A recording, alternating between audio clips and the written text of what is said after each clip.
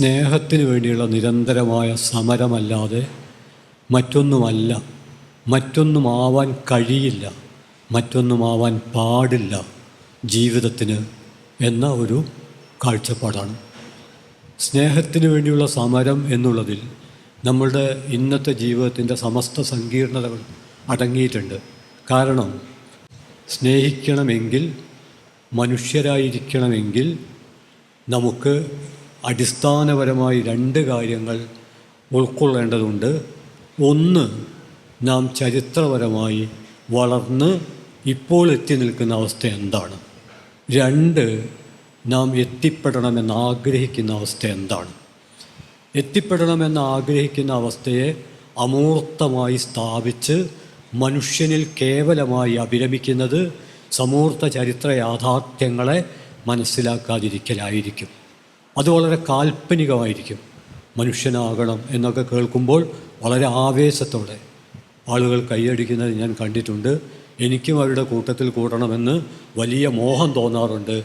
പക്ഷേ നമ്മുടെ കേവലമായ അഭിലാഷങ്ങളല്ല, നമ്മളുടെ കേവലമായ ഇച്ഛയല്ല, മറിച്ച് നാം ജീവിക്കുന്ന ചരിത്രത്തിൻ്റെ ഒരു പശ്ചാത്തലമാണ് നമ്മുടെ ആഗ്രഹങ്ങൾക്ക് അതിരിടുന്നത്, അതിന് അതിർത്തി നിശ്ചയിക്കുന്നത്.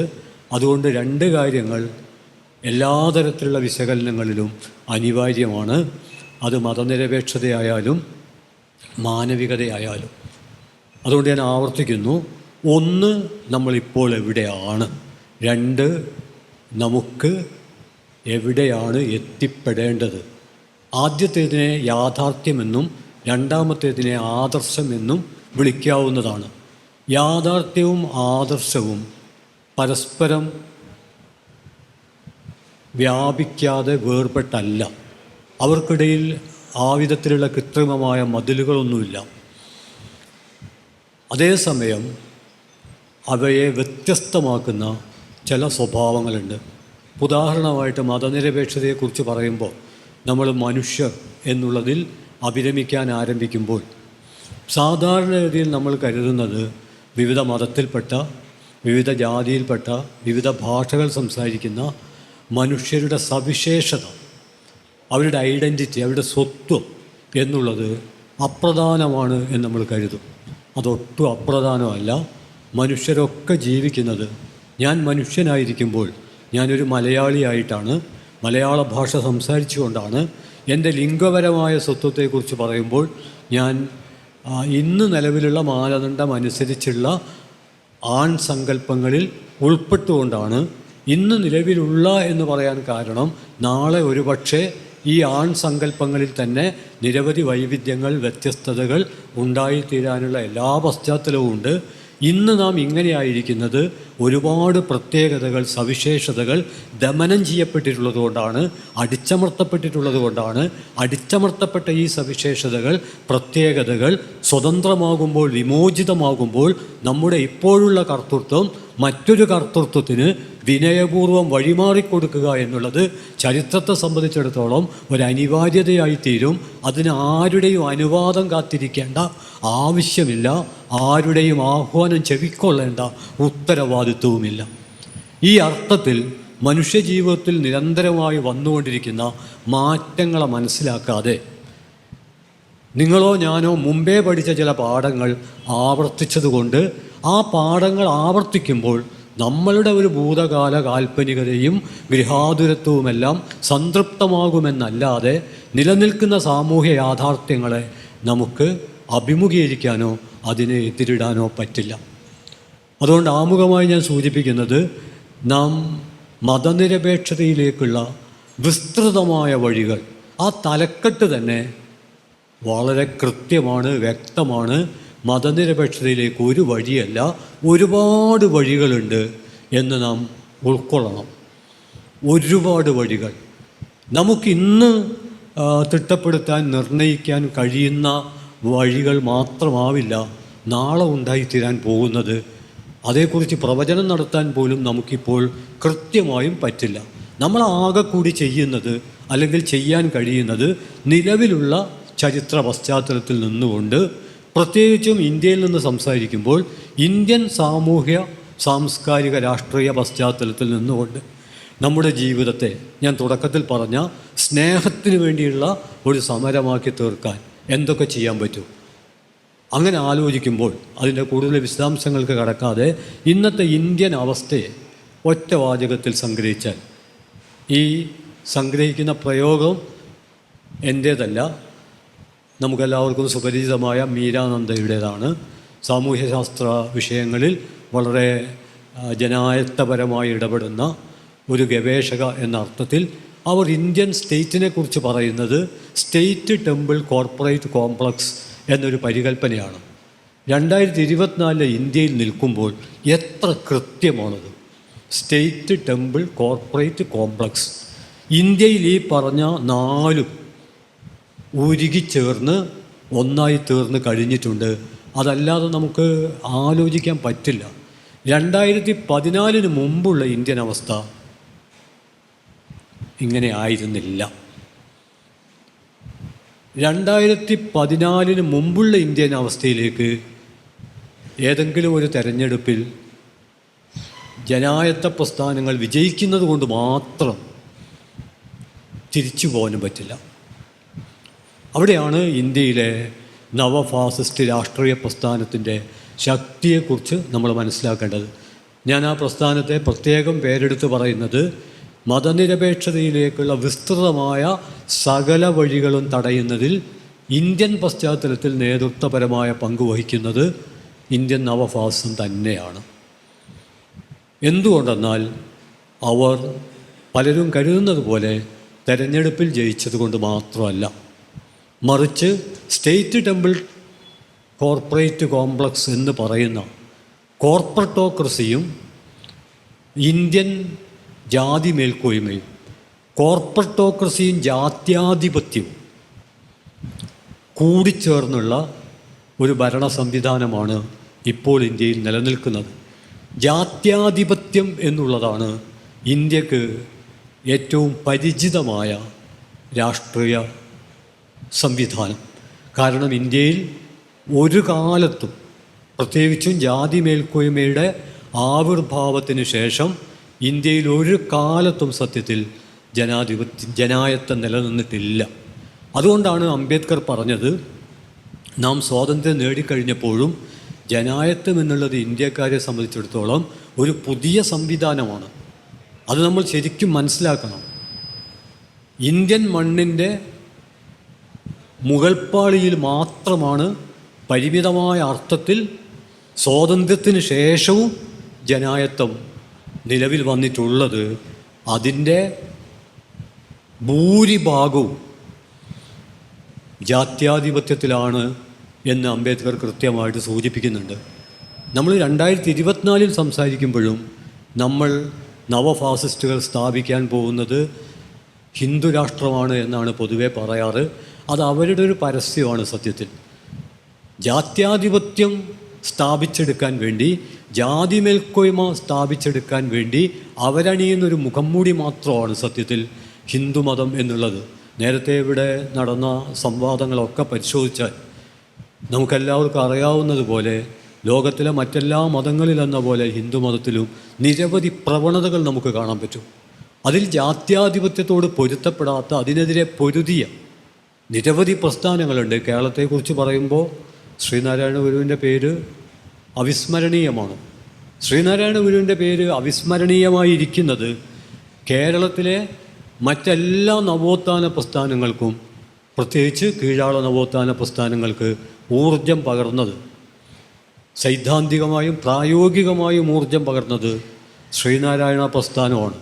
അതുകൊണ്ട് ഞാൻ ആദ്യം പറഞ്ഞ ലോകത്തിലെങ്ങുമുള്ള മനുഷ്യർ പരസ്പരം സ്നേഹിക്കുകയും ബഹുമാനിക്കുകയും അവർക്കിടയിൽ ഒരു തരത്തിലുള്ള അപരത്വം ഇല്ലാതിരിക്കുകയും ചെയ്യുന്നതിനെക്കുറിച്ചുള്ള എത്രയോ സ്വപ്നങ്ങൾ, കിനാവുകൾ നമ്മൾ ഉട്ടോപ്യ എന്ന് പറയും. പക്ഷേ ഫാസിസ്റ്റ് കാലത്ത് ഉട്ടോപ്യ പോലും നിലനിൽക്കില്ല. നമ്മളൊരു ഡിസ്റ്റോപ്യയുടെ കാലത്താണ് സത്യത്തിൽ ഇപ്പോൾ നിൽക്കുന്നത്. ഉട്ടോപ്യ എന്തൊക്കെ പറഞ്ഞാലും പ്രയോഗത്തിൽ അതൊരു അസംബന്ധമാണെങ്കിലും, ഒരു കിനാവാണെങ്കിലും, സങ്കല്പത്തിലെങ്കിലും നമുക്ക് ആശ്വസിക്കാൻ അതൊരവസരം ഒരുക്കുന്നുണ്ടല്ലോ. അതാണ് ഉട്ടോപ്യയുടെ ഒരു മഹത്വം. എന്നാൽ ഡിസ്റ്റോപ്യ ഒരു പേക്കിനാവാണ്, അത് സങ്കല്പത്തിൽ പോലും നമ്മെ ഭയപ്പെടുത്തുന്നു. അങ്ങനെ സങ്കല്പത്തിൽ പോലും മനുഷ്യർക്ക് ആശ്വസിക്കാൻ കഴിയാത്ത വിധം ഭയസംഭ്രമമായ ഒരു കാലത്തിലൂടെയാണ് നാം കടന്നു പോകുന്നത്.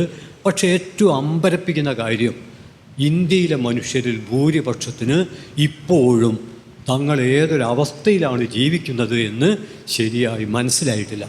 അവർക്കത് മനസ്സിലാക്കാൻ കഴിയാത്തത് ജാത്യാധിപത്യത്തെ അവർ സ്വാഭാവികമായി സ്വീകരിക്കാൻ എത്രയോ സഹസ്രാബ്ദങ്ങളായി പരിശീലിപ്പിക്കപ്പെട്ടതുകൊണ്ടാണ്. ബ്രിട്ടീഷ് ആധിപത്യത്തെക്കുറിച്ചുള്ള ചില പഠനങ്ങൾ പറയുന്നത് അത് ഇന്ത്യക്കാർക്ക് വലിയ ഷോക്ക് ഉണ്ടാക്കിയില്ല എന്നാണ്.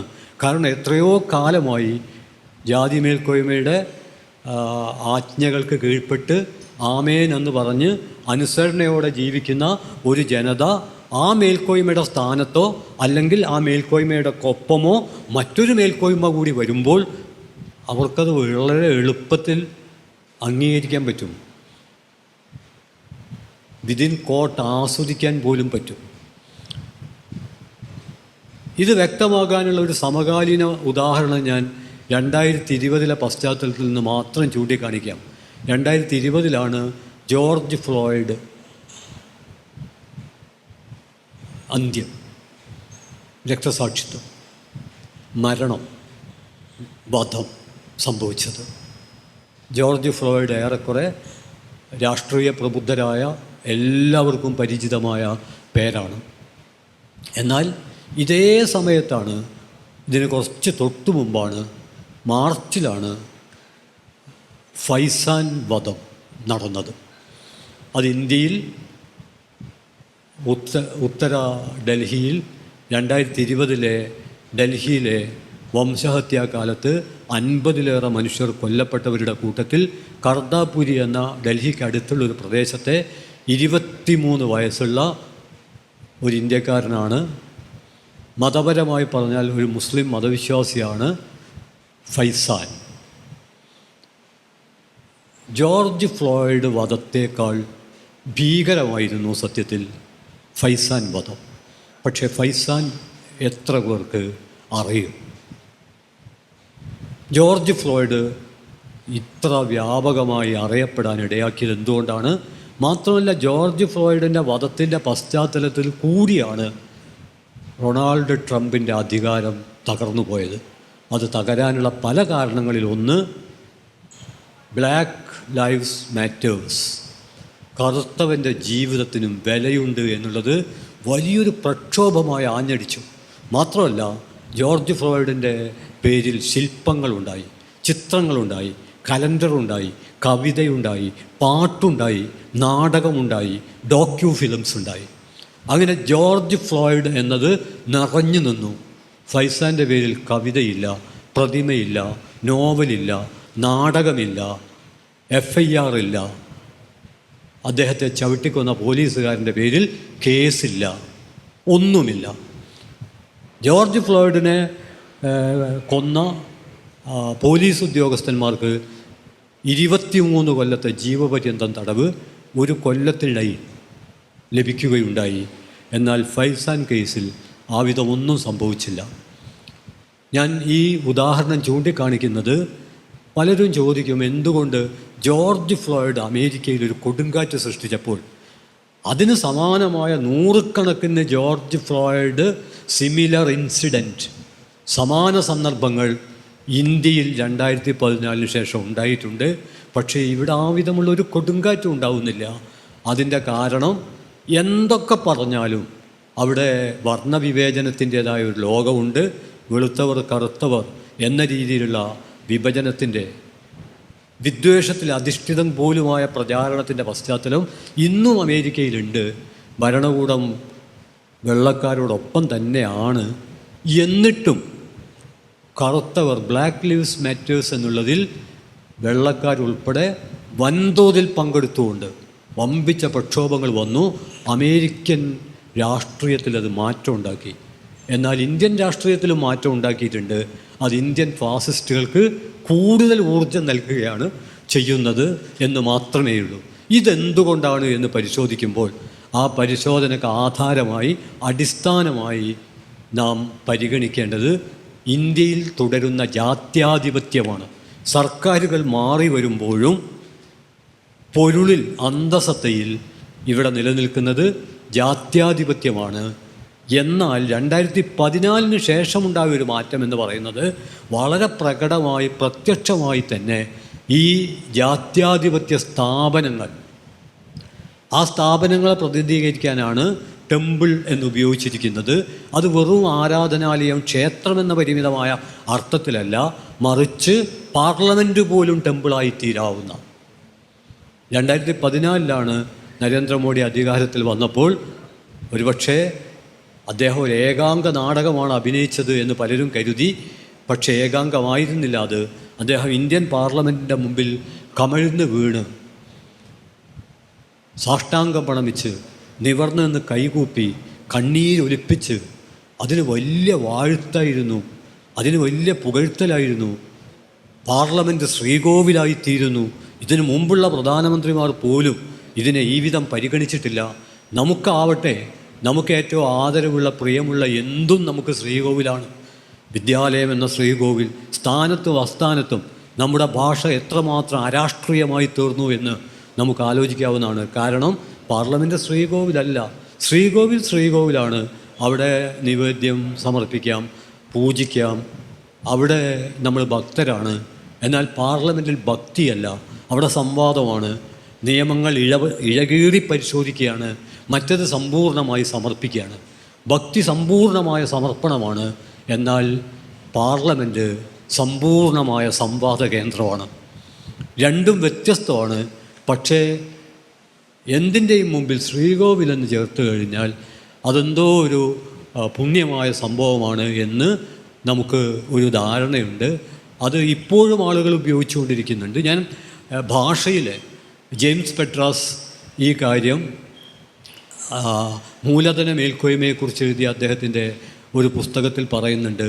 അദ്ദേഹം പറയുന്നത് രാഷ്ട്രീയ ഭാഷയുടെ മലിനീകരണം, ഈ രാഷ്ട്രീയ ഭാഷയുടെ മലിനീകരണം കൂടി ഇന്ത്യൻ നവഭാസത്തിൻ്റെ മൂലധനമാണ് എന്ന് നമ്മൾ മനസ്സിലാക്കണം. അതിൻ്റെ മൂർത്തമായ പ്രയോഗമായിരുന്നു സത്യത്തിൽ 2014 നടന്നത്. പാർലമെൻറ്റിൽ അദ്ദേഹം നടത്തിയ അഭിനയ പ്രകടനം അത് അദ്ദേഹത്തിൻ്റെ ഒറ്റയ്ക്കുള്ളൊരു പ്രവർത്തനമായിരുന്നില്ല. മറിച്ച് ഞാൻ ഈ പറഞ്ഞ സ്റ്റേറ്റ് ടെമ്പിൾ, എങ്ങനെയാണ് സ്റ്റേറ്റിൻ്റെ എല്ലാ അപ്പാരറ്റസും പാർലമെൻ്റ് അടക്കം ആരാധനാലയത്തിൻ്റെ ഒരു രീതിയിലേക്ക്, അതൊരു ചെറിയ പ്രശ്നമല്ല. നമുക്ക് എല്ലാ മതങ്ങളുടെയും ചടങ്ങുകൾ കൂടി ചേർത്തുകൊണ്ട് പോലും അത് പരിഹരിക്കാൻ പറ്റില്ല. വേണമെങ്കിൽ അതിനാവിധമൊന്ന് നമുക്ക് പരിഷ്കരിക്കാം. കാരണം അതിന് ചുരുങ്ങിയത് ബഹുസ്വരതയുടെ ഒരു സ്വഭാവമെങ്കിലും ഉണ്ടാകും. പക്ഷേ അത് മതനിരപേക്ഷതയുമായിട്ട് പൊരുത്തപ്പെടില്ല. അതിന് നമ്മൾ ചേർക്കേണ്ടത് മതസൗഹാർദ്ദവുമായിട്ടാണ്. എന്നാൽ മതസൗഹാർദ്ദവുമായി പോലും ചേർക്കാത്ത തരത്തിലുള്ള ഒരു പാർലമെൻറ്റാണ് ഉണ്ടായത്.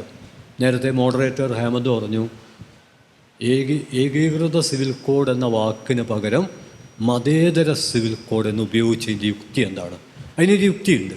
ആ യുക്തി എന്താണെന്ന് പറഞ്ഞാൽ 2019 17ാം ലോക്സഭാ തെരഞ്ഞെടുപ്പിലെ വിജയത്തിൻ്റെ ഉന്മത്തമായ നേരത്ത് നരേന്ദ്രമോദി പറഞ്ഞത്, ഇനി മതനിരപേക്ഷത എന്ന ഡർട്ടി വേർഡ്, ചീത്ത വാക്ക് പറയാൻ ഇന്ത്യയിൽ ഒരു രാഷ്ട്രീയ പാർട്ടിക്കാരനും ധൈര്യപ്പെടില്ല എന്നാണ്.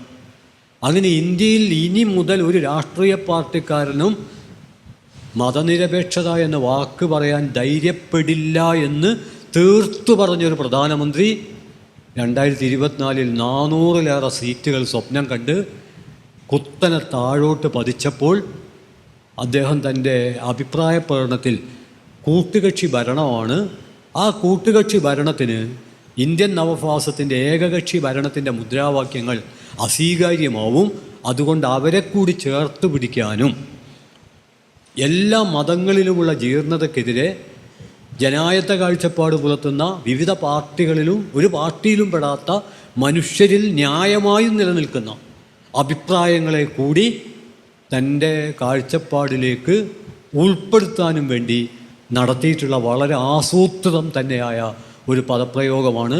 കാരണം ഇതുവരെ മതേതര സെക്കുലർ കോഡ് എന്നൊരു വാക്ക് ഉപയോഗിച്ചിട്ടില്ല. ഏകീകൃത സെക്കുലർ എന്ന് മാത്രമേ ഉപയോഗിച്ചിട്ടുള്ളൂ.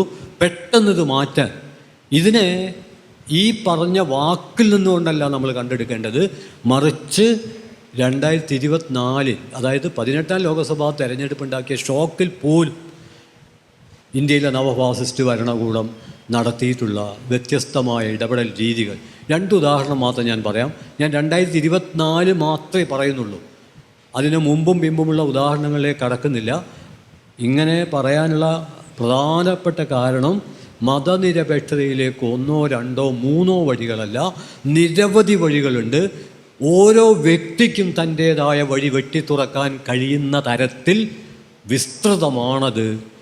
ഈ മൗലികമായ യാഥാർത്ഥ്യത്തെ ഉൾക്കൊള്ളാൻ കഴിയണമെങ്കിൽ ബഹുസ്വരത, നമ്മൾ സാധാരണ പറയുന്ന അനേകത, നാനാത്വം, പലമ, വൈക്കം മുഹമ്മദ് ബഷീറിൻ്റെ വാക്കുകളിൽ പറഞ്ഞാൽ ബഹു സെലിബ്രേഷൻ ഓഫ് ദി ഡൈവേഴ്സിറ്റി എന്നത് ഉൾക്കൊള്ളാൻ പറ്റണം.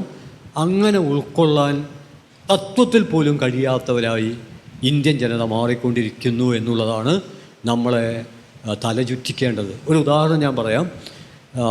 യാദൃച്ഛികമായിട്ട്, ഞാൻ അധികം യാത്രയൊന്നും ചെയ്യുന്ന ആളല്ല, പക്ഷേ യാദൃച്ഛികമായിട്ട് ഒരു ഉത്തരേന്ത്യൻ യാത്രക്കിടയിൽ ഞാൻ കൻവാർ യാത്രക്കാർക്കിടയിൽ, കൻവാർ എന്ന് പറഞ്ഞാൽ മുളവടിയാണ്, മുളവടിയൊക്കെ ഇനി ഈ കുടമൊക്കെ ആയിട്ട് ഗംഗയിലെ വെള്ളമൊക്കെ ആയിട്ട് പോകുന്ന കൻവാർ യാത്ര, ശിവ ഭക്തിയിൽ അധിഷ്ഠിതമായ യാത്രയാണത്. ഈ യാത്രക്കാരുടെ കൂടെ നമ്മൾ പെട്ടാൽ അവർ പങ്കുവെക്കുന്നൊരു സ്നേഹമുണ്ട്, അത് ഞാൻ അനുഭവിച്ചിട്ടുണ്ട്. അത് അവർ മാത്രമല്ല, തീർത്ഥയാത്രക്ക് പോകുന്ന എല്ലാ വിശ്വാസികളും അതുവരെ വളരെ കുടുസായ കർക്കശമായ നിലപാടായിരിക്കും. പക്ഷേ തീർത്ഥയാത്രക്ക് പോകുന്നതിൻ്റെ ഒരാഴ്ച മുമ്പ് അവരുടെ ബന്ധുക്കൾ, സുഹൃത്തുക്കൾ, അയൽക്കാരോടൊക്കെ വന്ന് അറിയാതെ ചെയ്തു പോയ തെറ്റുകൾക്ക് പോലും മാപ്പ് ചോദിച്ച് അവരെ തന്നെ ഒന്ന് വിസ്തൃതമാക്കാൻ ശ്രമിക്കും. എല്ലാ തീർത്ഥയാത്രകളിലും ഇത്തരം ഒരു സത്യത്തിൽ തീർത്ഥയാത്രകൾ തന്നെ ഒരു പക്ഷേ നമുക്ക് നമ്മളെ തന്നെ നവീകരിക്കാനുള്ള, മതവിശ്വാസത്തിൻ്റെ അടിസ്ഥാനത്തിൽ നവീകരിക്കാനുള്ളൊരു ശ്രമമായിരിക്കാം. അത് ഞാൻ നേരിട്ട് അനുഭവിച്ചിട്ടുണ്ട്. അത്ര വളരെ സൗഹൃദമാണ് അവർ പുലർത്തുന്നത്. പക്ഷേ ഇത്തവണ പത്രത്തിൽ വന്നൊരു വലിയ തലക്കെട്ട്, കൻവാർ യാത്ര കൻവാർ യാത്രയുടെ പേരിൽ ലഹളയുടെ അടിസ്ഥാനം ഇതാണ്. നേരത്തെയൊക്കെ ഒരല്പം തമാശയായിട്ട് പറഞ്ഞാൽ ഈ ചായപ്പീടികയിലൊക്കെ പലഹാരത്തിൻ്റെ പേര് എഴുതി വെക്കുന്ന ഉണ്ടംപൊരി, നെയ്യപ്പം 2 റുപ്യ, 5 റുപ്യ. പക്ഷേ ഇപ്പോൾ 2024 മധ്യപ്രദേശ്, ഉത്തർപ്രദേശ്, ജാർഖണ്ഡ് എന്നിവിടങ്ങളിലെ സർക്കാരുകൾ ഉത്തരവിട്ടത് പലഹാരത്തിൻ്റെ പേരും വിലയും എഴുതി വച്ചിട്ടില്ലെങ്കിലും അതിൻ്റെ ഉടമസ്ഥൻ്റെ പേര് ഉണ്ടപ്പൊരി എന്ന് എഴുതിയിട്ടില്ലെങ്കിലും ഉസ്മാൻ കോയ, പിന്നെ അവിടെ ജോലി ചെയ്യുന്ന ആൾക്കാർ, ഇവരുടെ പേരുകൾ എഴുതി വെക്കണം എന്നാണ്. അതായത് സാമ്പത്തിക ബഹിഷ്കരണത്തിൻ്റെ മാത്രം ഒരു അജണ്ടയല്ല, സാമ്പത്തിക ബഹിഷ്കരണത്തിൻ്റെയും അതോടൊപ്പം എത്രയോ കാലമായി അവിടെയാണ് ഞാൻ മതനിരപേക്ഷതയെ കാണുന്നത്. മതനിരപേക്ഷത സത്യത്തിൽ നമുക്കതിനെ 2 തരത്തിൽ ഏറ്റവും ചുരുക്കി വിവരിക്കാം. ഒന്ന് പ്രായോഗികമായിട്ട് പ്രത്യേകിച്ച് ആരുടെ ആഹ്വാനവും ഇല്ലാതെ എല്ലാ സമൂഹങ്ങളിലും മതനിരപേക്ഷത നിലനിൽക്കുന്നുണ്ട്. ഏത് തരത്തിലുള്ള മതനിരപേക്ഷത? മനുഷ്യർക്ക് സമാധാനത്തോടെ ജീവിക്കണം എന്നുള്ളത് ജീവിക്കുന്ന മുഴുവൻ മനുഷ്യരുടെയും ഒരാഗ്രഹമാണ്. പല തൊഴിലും ജീവിക്കുന്ന ആൾക്കാർക്ക് അവർക്ക് ജോലിക്ക് പോലെ ജീവിക്കാൻ പറ്റുള്ളൂ. രാവിലെയും ഉച്ചക്കും വൈകുന്നേരവും ഏതെങ്കിലും തരത്തിൽ മസിൽ പിടിച്ചിട്ട് മതമുദ്രാവാക്യമൊന്നും വിളിച്ചിട്ട് മനുഷ്യന്മാർക്ക് ജീവിതം മുന്നോട്ട് കൊണ്ടുപോകാൻ പറ്റില്ല.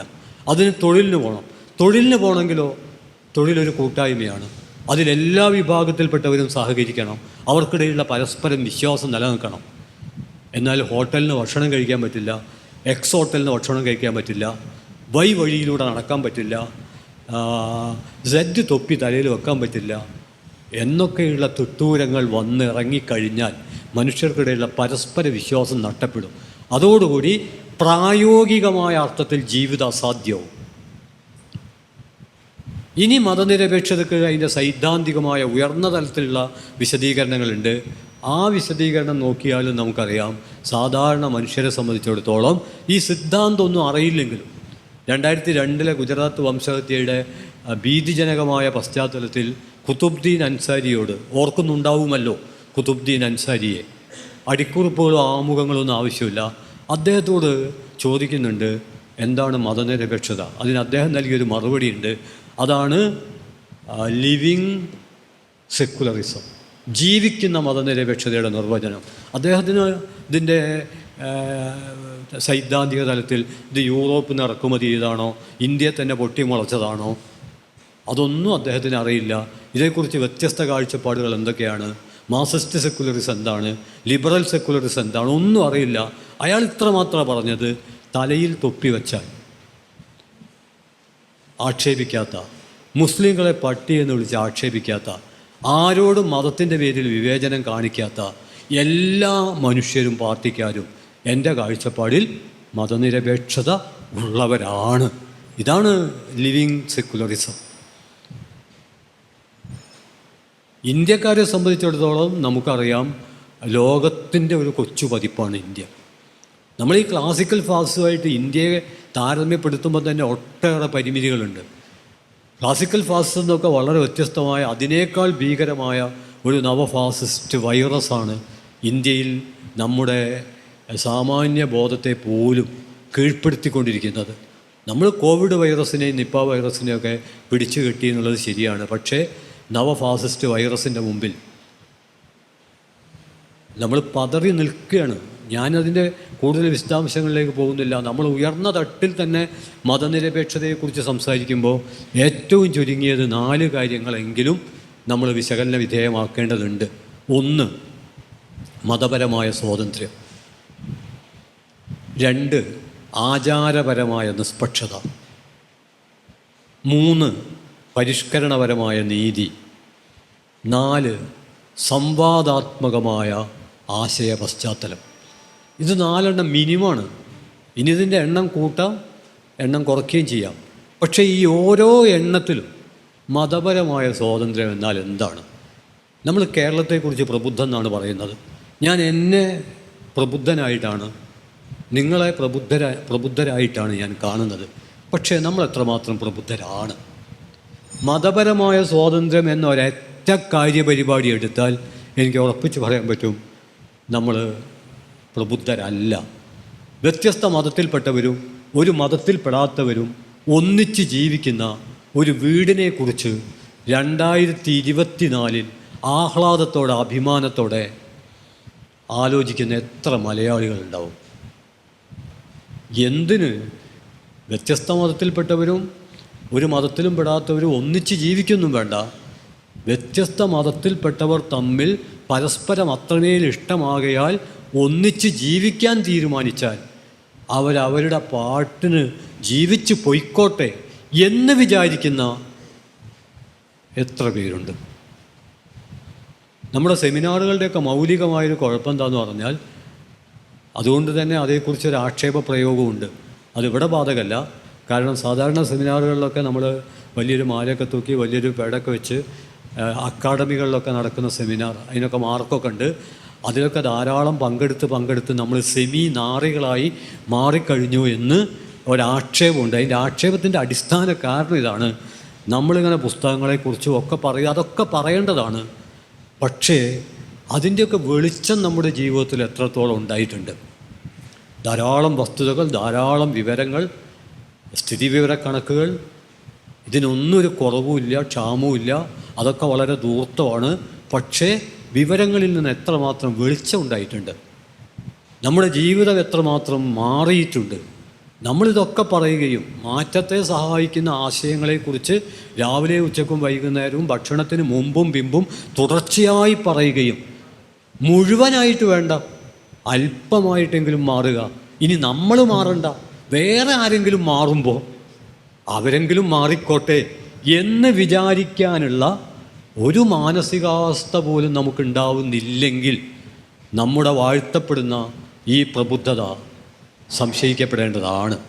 ഞാൻ പറയുന്നത് മലയാളി പ്രബുദ്ധതയിൽ, പ്രത്യേകിച്ച് മലയാളി മധ്യവർഗ പ്രബുദ്ധതയിൽ നിരവധി പരിമിതികളുണ്ട്. അതുകൊണ്ട് മതപരമായ സ്വാതന്ത്ര്യം എന്ന് പറയുമ്പോൾ അതിൽ മതപരിവർത്തനം പെടും. അതുകൊണ്ടാണ് 1977 OP ത്യാഗിയുടെ മതപരിവർത്തന വിരുദ്ധ ബില്ലിനെതിരെ പാർലമെൻറ്റിൻ്റെ അകത്തും പുറത്തും ഏറ്റവും വലിയ ആശയസമരം ഇന്ത്യൻ ഇടതുപക്ഷം, കമ്മ്യൂണിസ്റ്റ് പാർട്ടിയൊക്കെ നടത്തിയത്. മതപരിവർത്തന വിരുദ്ധ ബില്ല്, സ്വകാര്യ ബില്ല് 1977 OP ത്യാഗി അവതരിപ്പിച്ചപ്പോൾ അതിനെ എതിർത്ത് തോൽപ്പിക്കുന്നതിൽ ഇടതുപക്ഷമായിരുന്നു മുന്നിൽ. എന്നാൽ ഇന്ന് മതപരിവർത്തനത്തെ സംബന്ധിച്ച് ഒരു സംവാദം വന്നാൽ ഞാൻ ഉറപ്പിച്ചു പറയുന്നു, ഏതെങ്കിലും ഒരു ഫാസിസ്റ്റ് ഒരു ഭാഗത്തും ഒരു മതനിരപേക്ഷവാദി മറ്റൊരു ഭാഗത്തുമായി ഇതേക്കുറിച്ച് സംവാദം നടത്തുകയാണെങ്കിൽ ഫാസിസ്റ്റുകളുടെ ഭാഗത്തായിരിക്കും മിക്കവാറും ആളുകളുടെ മനസ്സ്. അതിനൊരു ചോദ്യതാണ്, എന്തിനാണ് നമ്മൾ മാറുന്നത്? ഇതിൽ അമ്പരപ്പിക്കുന്ന കാര്യം എന്താണെന്ന് പറഞ്ഞാൽ, മറ്റെല്ലാ മണ്ഡലത്തിലും മാറ്റത്തെ സ്വാഗതം ചെയ്യുകയും പരിവർത്തനത്തെ സ്വാഗതം ചെയ്യുകയും, എന്നാൽ വിശ്വാസത്തിൻ്റെ കാര്യത്തിൽ മാത്രം വരുമ്പോൾ മതപരിവർത്തനത്തിനെതിരെ മതിൽ കെട്ടുകയും, അവിടെയാണ് ശ്രീനാരായണ ഗുരു പ്രസക്തമാവുന്നത്. ശ്രീനാരായണ ഗുരുവിനോട് 1920-കളിൽ സഹോദരൻ അയ്യപ്പൻ പറഞ്ഞു, ഞാൻ ഒരാധാരത്തിൽ ബുദ്ധമതം എന്നാണ് ചേർത്തത് എന്ന് പറഞ്ഞു. അപ്പം ഗുരു ചോദിച്ചു, ജാതി എഴുതിയിട്ടില്ലല്ലോ, അത് മതി. ഇത് 1920-ലാണ്. ജാതി എഴുതിയിട്ടില്ലല്ലോ, മതം നിങ്ങൾ ഏതോ എഴുതിക്കോ, എഴുതാതിരുന്നോ, അത് പ്രശ്നമല്ല, പക്ഷെ ജാതി പാടില്ല.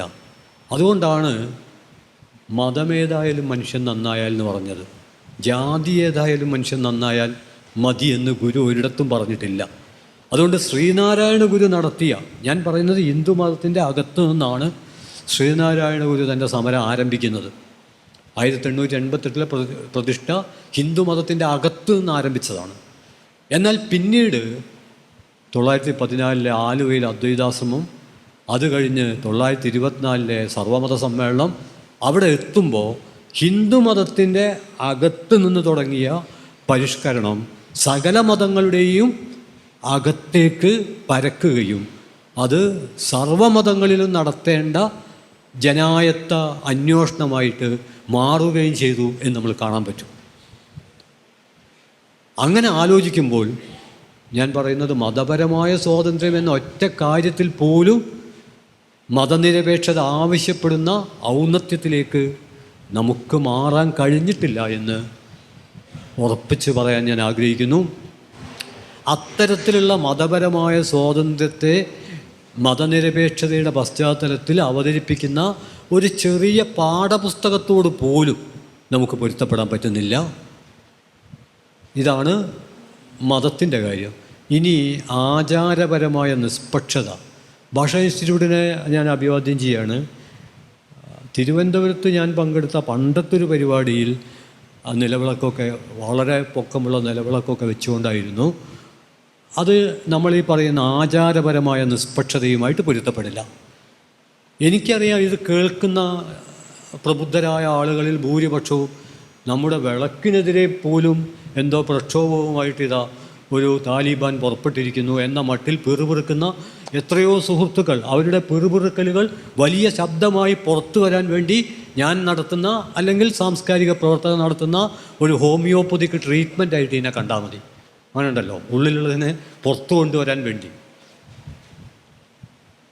വാഗ്ബടാനന്ദൻ മുതൽ EMS മുതൽ കേരളത്തിൽ ആചാരപരമായ നിഷ്പക്ഷതയെക്കുറിച്ച് ആലോചിച്ച ആളുകൾ പണ്ട് പതിറ്റാണ്ടുകൾക്ക് മുമ്പ് പറഞ്ഞ കാര്യമാണ് ഇപ്പോൾ പറയുമ്പോൾ പോലും പലരും പ്രകോപിതരാകുന്നത്. ആലോചിച്ച് നോക്കൂ. 1993 ഒക്ടോബർ 10 ദേശാഭിമാനിയിലെ EMSൻ്റെ സ്വകാര്യ പങ്ക്തിയിലാണ് അദ്ദേഹം വിളക്ക് കത്തിക്കലിൻ്റെ വഴിയിൽ കുഞ്ഞാലിക്കുട്ടിയുടെ മാർഗമാണ് നമുക്ക് സ്വീകരിക്കാൻ പറ്റുക എന്നെഴുതിയത്. ഇടതുപക്ഷ കാഴ്ചപ്പാട് പുലർത്തുന്നവർ അമ്പരന്നു പോകുന്നൊരു പ്രസ്താവനയാണ്. അത് അദ്ദേഹം വിശദീകരിക്കുന്നുണ്ട്. അപ്പോൾ ഞാൻ ചൂണ്ടിക്കാണിക്കുന്നത്, ആചാരപരമായ നിഷ്പക്ഷത എന്ന് പറയുമ്പോൾ നമ്മുടെ നാട്ടിൽ കടലിലേക്ക് കപ്പലിറക്കുമ്പോൾ, ശൂന്യാകാശത്തിലേക്ക് ഉപഗ്രഹം ഉയർത്തിവിടുമ്പോൾ ഒക്കെ ചെയ്യുന്നത്. മുമ്പ് എനിക്കൊരു തെറ്റിദ്ധാരണ ഉണ്ടായിരുന്നു. അതെന്താന്ന് പറഞ്ഞാൽ, എന്തായാലും ഇത് ചെയ്യുന്ന ആളുകൾക്കൊക്കെ അവരുടെ വിശ്വാസം ഉണ്ടല്ലോ, അതുകൊണ്ട് രാഷ്ട്രത്തിൻ്റെ പ്രശ്നമാണ്. എന്നാൽ തന്നെയും പിന്നെ വേറെ ചിലവൊന്നുമില്ലല്ലോ എന്നാണ് ഞാൻ വിചാരിച്ചത്. കോടിക്കണക്കിന് രൂപയുടെ ചിലവാണ് ഈ ചടങ്ങുകൾക്ക്. അപ്പം നമ്മൾ ആചാരപരമായ നിഷ്പക്ഷതയിലേക്ക് എത്തിയിട്ടില്ല. എൻ്റെ ഒരു അനുഭവം കൂടി പങ്കുവെക്കാമെന്ന് ഞാൻ വിചാരിക്കുന്നു. ഞാൻ നടത്തിയ ഇടപെടൽ, ഞാൻ ആവേശഭരിതനാണ്. എന്നോട് പല സുഹൃത്തുക്കളും ചോദിക്കാറുണ്ട്, KN എത്രയൊക്കെ നിങ്ങൾ പറഞ്ഞിട്ടെന്താ, ഒരു മാറ്റവും വരില്ല. പിന്നെ വല്ല മാറ്റവും വരികയാണെങ്കിൽ അതൊരു കുത്തുകുത്താണ്. ഈ പറയുന്ന ആളുകളെ ശരിപ്പെടുത്തുക എന്നുള്ളതാണ് ഇതൊരു വഴി. അപ്പോൾ ഞാൻ പറഞ്ഞു അങ്ങനെയൊന്നും അല്ല. എൻ്റെ ഒരു അനുഭവം, പോസിറ്റീവായ അനുഭവം ഞാൻ എഴുതിയിട്ടുണ്ട്, പറഞ്ഞിട്ടുമുണ്ട്. ഈ അടുത്ത കാലത്ത് പല സുഹൃത്തുക്കളും പറഞ്ഞത് അത്തരം കാര്യങ്ങൾ കൂടുതൽ എടുത്തു പറയണമെന്നാണ്. കാരണം ആചാരപരമായ നിഷ്പക്ഷത എന്ന മതനിരപേക്ഷതയുടെ തത്വം തകർക്കപ്പെടുന്നൊരു പശ്ചാത്തലത്തിലാണ് ബോധപൂർവം അതിനെ തകർക്കാൻ ഇന്ത്യൻ ഭരണകൂടവും അബോധപൂർവം ആ തകർക്കൽ പ്രക്രിയയിൽ പങ്കെടുക്കാൻ ഇന്ത്യൻ നവഫാസത്തോട് എതിർപ്പുള്ളവരും ഒരുമിക്കുന്നതാണ് ഏറ്റവും ഭീകരം. ഞാൻ ഒന്നുകൂടി ആവർത്തിക്കാം. ബോധപൂർവം ഇന്ത്യൻ നവഫാസം ആചാരപരമായ നിഷ്പക്ഷത തകർക്കാൻ ശ്രമിക്കുന്നു. അതിനെ നമുക്ക് പെട്ടെന്ന് ദൃശ്യമാണ്. എന്നാൽ ഈ ആചാരപരമായ നിഷ്പക്ഷതയെ ഇന്ത്യൻ ഭരണകൂടം തകർക്കുമ്പോൾ അതിനെ ചെറുത്തു തോൽപ്പിക്കേണ്ട ജനായത്തവാദികൾ അബോധപൂർവമായി ഈ ഒരു കാഴ്ചപ്പാട് പങ്കുവെക്കുന്നതുകൊണ്ട് അവരും ഇതിനോട് പൊരുത്തപ്പെട്ടു പോകുന്നു. നമ്മൾ ബഹുസ്വരത പറയും, പക്ഷേ ഒരു ഉദ്ഘാടനത്തിന് നേരത്തെ നമ്മുടെ സമൂഹത്തിൽ നിലവിലുണ്ടായിരുന്നു പല രീതികൾ. ആ പല രീതികളും മാർജിനലൈസ് ചെയ്യപ്പെടുകയും ചില രീതികൾ മാത്രം പ്രധാനപ്പെട്ടതായി തീരുകയും ചെയ്യുന്ന എൻ്റെ അനുഭവം ഒറ്റ വാചകത്തിൽ പറഞ്ഞാൽ, ഇതേ വാചകങ്ങളല്ലെങ്കിലും ഈ ആശയം ഞാൻ ഒരു വിദ്യാർത്ഥി കൂട്ടായ്മയിൽ പറയുകയും ആ വിദ്യാർത്ഥി കൂട്ടായ്മ അവർക്ക് വലിയ അസ്വസ്ഥമായി. കാരണം അവർ തന്നെ വിളിക്കുന്ന കോളേജ് യൂണിയൻ്റെ ഉദ്ഘാടനത്തിൽ ഞാൻ പല സ്ഥലത്തും പങ്കെടുത്തപ്പോൾ എനിക്ക് നേരിടേണ്ടി വന്ന, ഞാനിതെല്ലാം ചെയ്യുന്ന ആളാട്ടോ. കാരണം ഒരു മതരഹിതനായ ഒരാളെ സംബന്ധിച്ചിടത്തോളം ഏത് ആചാരവും വെറും അർത്ഥശൂന്യമായ ചടങ്ങ് എന്ന രീതിയിൽ ചെയ്യാവുന്നതും ചെയ്യാതിരിക്കാവുന്നതുമാണ്. അതുകൊണ്ട് എനിക്കിത് ചെയ്യുന്നതോ ചെയ്യാതിരിക്കുന്നതോ എന്തെങ്കിലും പ്രത്യേകതയുള്ളതായോ പ്രത്യേകതയില്ലാത്തതായോ കരുതുന്നില്ല. നമ്മൾ ഈ മഴ പെയ്താൽ ഈ വെളിയുടെ ചേമ്പിൻ്റെ ഒക്കെ ഇലയിൽ അത് തട്ടിക്കഴിഞ്ഞാൽ ചേമ്പിൻ്റെ ഇലയെ അത് ബാധിക്കുന്നില്ലല്ലോ, അത് തുള്ളിത്തെറിച്ചാണ്ട് പോവും. അതുപോലെ സമ്പൂർണ്ണ മതരഹിത മതനിരപേക്ഷത, അത് മതനിരപേക്ഷതയിലേക്കുള്ള ഒരു വഴിയാണ്, ഒരേ ഒരു വഴിയല്ല. മതരഹിതമായ മതനിരപേക്ഷത, ആ മതനിരഹിതമായ മതനിരപേക്ഷതയെപ്പറ്റി പറയുമ്പോൾ നമ്മൾ അടിസ്ഥാനപരമായി ശ്രദ്ധിക്കേണ്ട ഒരു കാര്യമുണ്ട്. മതരഹിതമായ മതനിരപേക്ഷതയ്ക്ക് സഹായകമായ സ്വത്വരൂപങ്ങൾ നമ്മൾ ശക്തിപ്പെടുത്തണം, അല്ലാതെ ശൂന്യതയിൽ നിൽക്കില്ല. മതരഹിതമായൊരു മതനിരപേക്ഷത രൂപപ്പെടുത്താൻ എന്തൊക്കെ തരത്തിലുള്ള പ്രയോഗങ്ങളാണ് ആവശ്യം? ബദലുകൾ ഉണ്ടാക്കണം. ബദലുകളില്ലെങ്കിൽ ആശയതലത്തിലുള്ള മതരഹിതമായ മതനിരപേക്ഷത നമ്മൾ നേരത്തെ പറഞ്ഞ കെട്ടിയുടെ പുസ്തകത്തിൻ്റെ പ്രകാശന വേളയിൽ ഇവിടെ ചൂണ്ടിക്കാണിച്ച നവനാസ്തികതയിലേക്ക് അത് എളുപ്പം വഴുക്കും. നവനാസ്തികരെ ചേർത്ത് പിടിക്കണമെന്ന് പറഞ്ഞത് കേരളത്തിൽ വന്നിട്ട് JP നദ്ദയാണ്. സംഘപരിവാറിൻ്റെ നേതാവാണ് പറഞ്ഞത് നവനാസ്തികരെ നമ്മൾ ചേർത്ത് പിടിക്കണം. ഇതിനു മുമ്പൊന്നും യുക്തിവാദികളെ ഫാസിസം സ്വാഗതം ചെയ്തിട്ടില്ല. എന്നാൽ ഇന്ത്യൻ പശ്ചാത്തലത്തിൽ അവർ യുക്തിവാദികളെ സ്വാഗതം ചെയ്യുന്നത് എന്തുകൊണ്ടാണ് എന്ന് ആലോചിക്കുന്നുണ്ട്.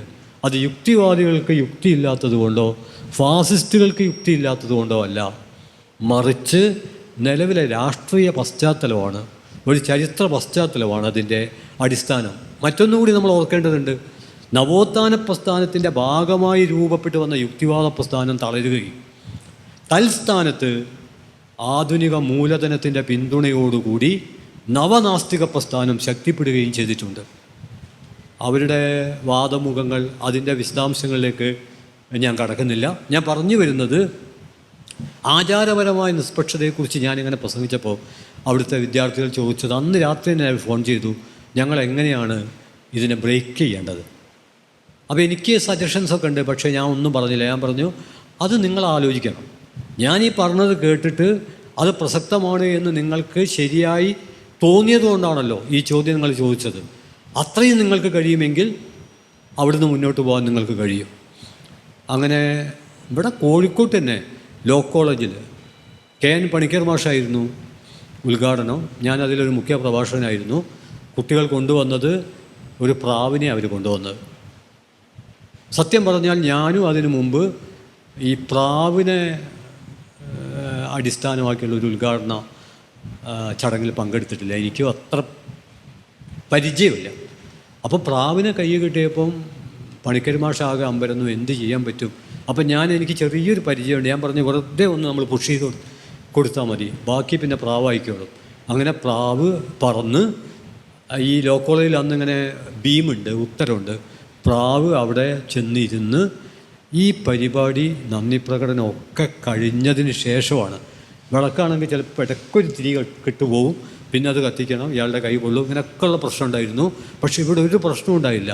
ഈ പ്രാവിനെ അഭിവാദ്യം ചെയ്ത് ഞാൻ എഴുതിയ പ്രബന്ധമാണ് ആചാര നിഷ്പക്ഷതയ്ക്ക് ഞാൻ നൽകിയ പുരസ്കാരം എന്ന് ഞാൻ വിചാരിക്കുന്നു.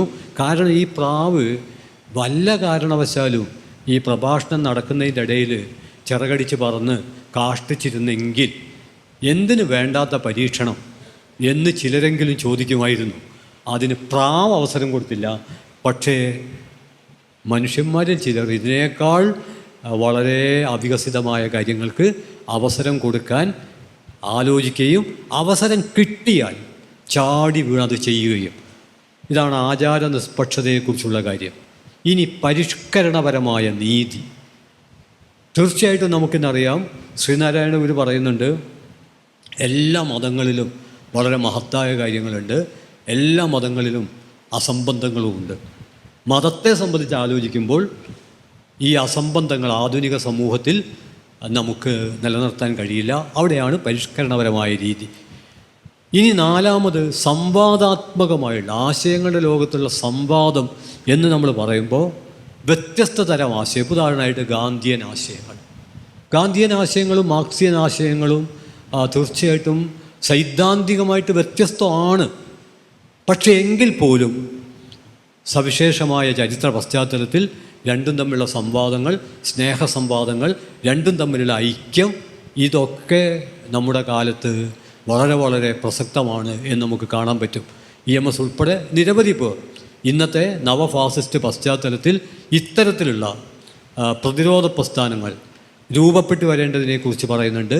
ഭരണകൂടവും ഇതുപോലെ തന്നെ വ്യത്യസ്തമായ ആശയങ്ങൾ, നമ്മുടെ സമൂഹത്തിൽ വ്യത്യസ്തമായ ആശയങ്ങളുണ്ട് എന്നുള്ളത് കൊണ്ട് തന്നെ ഭരണകൂടം വ്യത്യസ്തമായ ആശയങ്ങളെ ആ രീതിയിൽ അടയാളപ്പെടുത്തേണ്ടതുണ്ട്. ഏറ്റവും ചുരുങ്ങിയത് മതനിരപേക്ഷതയുടെ 4 ആധാരങ്ങളെക്കുറിച്ചാണ് ഞാൻ സൂചിപ്പിച്ചത്. ഈ 4 ആധാരങ്ങൾ ഇനിയും നമുക്ക് വീണ്ടും അതിൽ ഉപവിഭാഗങ്ങളെ കണ്ടെത്താവുന്നതാണ്. ഇനി ഒരു കാര്യം കൂടി അനുബന്ധമായിട്ട് കൂട്ടിച്ചേർക്കാം. അത് മതങ്ങളെക്കുറിച്ച് പറയുമ്പോൾ, നമ്മൾ സ്വാഭാവികമായിട്ട് ഇസ്ലാം മതം, ഹിന്ദു മതം, ക്രിസ്തു മതം, ബുദ്ധമതം അങ്ങനെയാണ് നമ്മൾ പറയുന്നത്. അങ്ങനെ മാത്രം പറഞ്ഞാൽ മതിയാവില്ല. ഓരോ മതത്തിലും നിരവധി പ്രവണതകളുണ്ട്. അതിലേത് പ്രവണതയോടാണ് നമ്മൾ എതിരിടേണ്ടത്, അതിലേത് പ്രവണതയാണ് നമ്മൾ പിന്തുണയ്ക്കേണ്ടത് എന്നുള്ളത് വളരെ പ്രധാനപ്പെട്ടതാണ്. ഉദാഹരണമായിട്ട് എല്ലാ മതങ്ങളും ആവിർഭവിച്ച കാലം പരിശോധിച്ചാൽ ഏതെങ്കിലും തരത്തിൽ ആ കാലത്തെ പ്രകൃതി പശ്ചാത്തലത്തോടും ആ കാലത്തെ സാമൂഹ്യ പശ്ചാത്തലത്തോടും ആ കാലത്തെ ആശയ പശ്ചാത്തലത്തോടും ഇടപെട്ടുകൊണ്ടാണ് ഓരോ കാലത്തെ മതങ്ങളും രൂപപ്പെട്ടു വന്നത്. ഉദാഹരണമായിട്ട് ഇന്ത്യയിൽ ജാത്യാധിപത്യം നിലനിൽക്കുന്ന കാലത്ത് പ്രപഞ്ചം തന്നെ ഉണ്ടാക്കിയത് ദൈവമാണ്. ദൈവം മന്ത്രങ്ങൾക്ക് വിധേയമാണ്. മന്ത്രം ബ്രാഹ്മണർക്ക് അധീനമാണ്. അതുകൊണ്ട് ബ്രാഹ്മണർ ദൈവമാണ് എന്നത് ജാത്യാധിപത്യത്തിൻ്റെ മാനിഫെസ്റ്റോയാണ്. ഇത് നീട്ടി എഴുതിയാൽ മനുസ്മൃതിയാവും. ഇതാണ് ജാത്യാധിപത്യത്തിൻ്റെ ഭരണഘടന. ആ ജാത്യാധിപത്യത്തിൻ്റെ ഭരണഘടന കുറുകെയുണ്ടായ ഈ 4 വരി VT ഭട്ടതിരിപ്പാടിൻ്റെ ആത്മകഥയിൽ അദ്ദേഹം ഉദ്ധരിക്കുന്നത് ഇതിനെ പ്രകീർത്തിക്കാൻ വേണ്ടിയല്ല. ഇത് ഉദ്ധരിച്ചതിന് ശേഷം അദ്ദേഹം പറയാണ്, ഇത് ഏതെങ്കിലും മനക്കല കാര്യസ്ഥൻ്റെ ഒരു പുകഴ്ത്തലായിരിക്കും. ഈ ശ്ലോകത്തിന് മനക്കല കാര്യസ്ഥൻ്റെ വായ്നാറ്റമുണ്ട്, ഇത് വലിച്ചെറിയപ്പെടേണ്ടതാണ് എന്ന് VT ഭട്ടതിരിപ്പാട് പറയുന്നുണ്ട്. VT ഭട്ടതിരിപ്പാട് അദ്ദേഹം ജനിച്ച ഒരു പ്രത്യേക ജാതിയിൽ ജനിച്ചുപോയി എന്നുള്ളത് കൊണ്ട് ആ ജാതിയുടെ ഒരു കാഴ്ചപ്പാടല്ല. അവിടെയാണ് നവോത്ഥാനം. അദ്ദേഹം അതിൽ നിന്ന് പുറത്തു കടക്കാൻ വേണ്ടി നടത്തിയ സമരത്തിൻ്റെ കൂടി പശ്ചാത്തലത്തിലാണ് ഞാൻ പറയുന്നത്. ഇത് ഒരു ഭാഗത്ത് നിലനിൽക്കുമ്പോൾ ഇതിൻ്റെ തന്നെ കുറേ കൂടി വളരെ സംക്ഷിപ്ത രൂപമാണ് ബ്രാഹ്മണഹിതായ ബ്രാഹ്മണസുഖായ. ഇത് രണ്ടിനോടുമാണ് ബുദ്ധൻ എതിരിട്ടത്, ബഹുജനഹിതായ ബഹുജനസുഖായ. അപ്പോൾ ആ ആശയം ഉണ്ടായിത്തീരുന്നത് ഈ ഒരു സംവാദത്തിൻ്റെ പശ്ചാത്തലത്തിലാണ്. അങ്ങനെ ഓരോ കാലത്തെ മതങ്ങളും അതാത് കാലത്തെ പ്രകൃതി പശ്ചാത്തലത്തോടും സാമൂഹ്യ പശ്ചാത്തലത്തോടും രാഷ്ട്രീയ പശ്ചാത്തലത്തോടും വ്യത്യസ്ത ആശയ പശ്ചാത്തലത്തോടും എതിരിട്ടുകൊണ്ടാണ് രൂപപ്പെട്ടത് എന്ന് നമ്മൾ അംഗീകരിക്കുകയാണെങ്കിൽ മതത്തിൽ നിരവധിയായ പ്രവണതകളുണ്ട്. അതിൽ ചിലത് കൂടുതൽ വിശദാംശങ്ങളിലേക്ക് കടക്കാതെ ചൂണ്ടിക്കാണിക്കാം. സാമ്രാജ്യത്വത്തിനും ഫാസിസത്തിനും എതിരായ പോരാട്ടത്തിൽ പങ്കെടുത്തുകൊണ്ടിരിക്കുകയാണ്. ഇതൊരു ഭൂതകാല വിഷയമല്ല, ഇപ്പം തന്നെ പങ്കെടുത്തുകൊണ്ടിരിക്കുകയാണ്. ഇതേക്കുറിച്ചുള്ള വിശദമായ വ്യാഖ്യാനങ്ങൾ വിശകലനങ്ങൾ വികസിപ്പിച്ചത് മാർക്സ് അല്ല. കാരണം മാർക്സിൻ്റെ കാലത്ത് സാമാന്യമായ മതത്തെക്കുറിച്ചുള്ള സൈദ്ധാന്തിക വിശകലനങ്ങൾ രൂപപ്പെടുത്തുന്നതിനാണ് മുൻഗണന കൊടുത്തത്. എന്നാൽ കാസ്ട്രോ അദ്ദേഹത്തിന് ആ വിശകലനം കൊണ്ട് മാത്രം മുന്നോട്ട് പോകാൻ കഴിയുമായിരുന്നില്ല. അദ്ദേഹം സമൂർത്തമായ പശ്ചാത്തലത്തിൽ മതത്തെ വിശകലനം ചെയ്യുന്നുണ്ട്. മലയാളത്തിൽ ചിന്താ പബ്ലിഷേഴ്സ് പ്രസിദ്ധീകരിച്ച മതത്തെക്കുറിച്ച് എന്ന പുസ്തകം മാത്രം നമ്മൾ പരിശോധിച്ചാൽ മതിയാകും. സാമ്രാജ്യത്വത്തിനും ഫാസിസത്തിനുമെതിരെയുള്ള പോരാട്ടങ്ങളിൽ നിരവധി പേർ, പാതിരിമാർ, കന്യാസ്ത്രീകൾ, ഇവരൊക്കെ രക്തസാക്ഷികളായിട്ടുണ്ട്. എന്തിന് ദൂരെ പോകുന്നു? 1921 ലോകം ശ്രദ്ധിച്ച ഇന്ത്യൻ സമരമെന്ന് ജനായത്തവാദികൾ വിശേഷിപ്പിച്ച ആ മഹാസമരത്തിൽ എത്രയോ ആത്മീയ നേതാക്കൾ അവർ രക്തസാക്ഷികളായിട്ടുണ്ട്. അവർ സമരത്തിന് ഊർജം പകർന്നിട്ടുണ്ട്. അതെല്ലാം കൂടിച്ചേർന്ന വളരെ വിസ്തൃതമായ ഒരു വഴിയാണ് സത്യത്തിൽ മതനിരപേക്ഷതയിലേക്കുള്ള വഴി.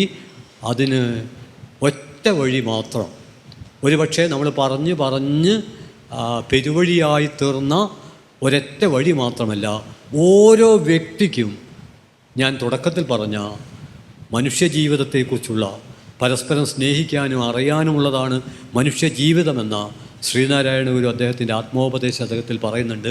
ഇതേ ആശയമാണ് നമ്മുടെ ജനായത്ത തത്വചിന്തകളിലൊക്കെ പറഞ്ഞ ആശയമാണ്. ഒരുപക്ഷെ അദ്ദേഹം അതിനെ ആശയപരമായ അടിത്തറയിൽ നിന്നുകൊണ്ടാണ് പറയുന്നത്. അദ്ദേഹം പറയുന്നുണ്ട്, അഖിലരും ആത്മസുഖത്തിനായി പ്രയത്നം സകലവും ഇങ്ങ് സദാപി ചെയ്തിടുന്നു. എല്ലാ മനുഷ്യരെന്ന് മാത്രമല്ല, അഖിലരെന്ന് പറഞ്ഞാൽ അതിലെല്ലാം പെടും. അവരൊക്കെ ആത്മസുഖത്തിന് വേണ്ടിയുള്ള ഒരു പ്രവർത്തനത്തിലാണ് വ്യാപൃതമായിരിക്കുന്നത്. ജഗതിയിൽ ഇമ്മതം ഏകം, ലോകത്തിൽ ഈ ഒരൊറ്റ മതമേ ഉള്ളൂ. ആൺമതം, പെൺമതം, ഇസ്ലാം മതം, ക്രിസ്തുമതം, ഹിന്ദുമതം, പല മതങ്ങൾ, പക്ഷേ ഒറ്റ മതമേ ഉള്ളൂ. ഈ എല്ലാ മതങ്ങളും അതിൻ്റേതായ രീതിയിൽ സ്വപ്നം കാണുന്നത് ഈ ആത്മസുഖത്തിൻ്റെ ഒരു ലോകമാണ്. ആ ആത്മസുഖത്തിൻ്റെ ഒരു ലോകത്തിലേക്ക്, അതാണ് ഞാൻ ആരംഭിച്ചത്, അവിടെയാണ് ഞാൻ അവസാനിപ്പിക്കുന്നത്. അതായത് മാസം മുന്നോട്ട് വെക്കുന്ന ഒരു വലിയ തത്വചിന്താപരമായ കാഴ്ചപ്പാടുണ്ട്. ഒറ്റ വാചകത്തിൽ ഒതുക്കാൻ പറ്റില്ല.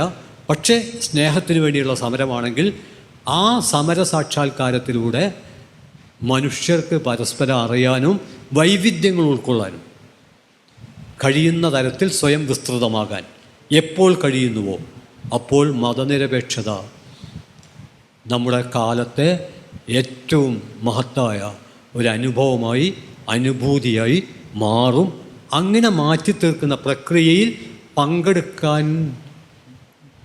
കൂടി വേണ്ടിയുള്ള ഒരു ഒത്തുചേരലായി നമ്മുടെ ഈ പ്രബുദ്ധ സദസ്സ് പരിണമിക്കട്ടെ എന്ന പ്രതീക്ഷയോടെ, പ്രത്യാശയോടെ നിങ്ങൾക്ക് അഭിവാദ്യങ്ങൾ അർപ്പിച്ചുകൊണ്ട് ഞാൻ എൻ്റെ വാക്കുകൾ അവസാനിപ്പിക്കുന്നു. അഭിവാദ്യങ്ങൾ.